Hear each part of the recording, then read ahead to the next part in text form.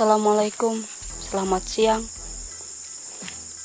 Saya minta tolong ya Pak, biar masalah kasus ini cepat selesai dan cepat diproses dengan secara hukum.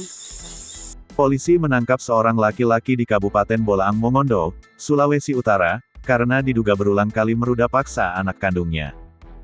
Kepala Kepolisian Resor Mongondo AKBP Nova Surentu mengonfirmasi penangkapan tersebut. Ia sudah ditangkap, ujarnya saat dikonfirmasi lewat pesan singkat, Kamis tanggal 16 September tahun 2021. Ruda paksa oleh seorang ayah kandung itu berawal dari beredarnya video pengakuan seorang anak perempuan yang viral di media sosial. Dalam video itu, korban mengaku dipaksa ayah kandungnya melakukan hubungan intim hampir setiap malam. Korban meminta tolong kepada aparat berwenang bisa membantu masalah yang dia alami. Kalau saya kabur saya akan dikejar dan ditembak dengan senjata angin, atau saya dikejar bahkan dihajar, kata perempuan dalam video tersebut. Saya minta secepatnya bertindak dan menangkap bapak saya. Bapak saya mengancam tidak segan-segan membunuh saya dan saudara saya.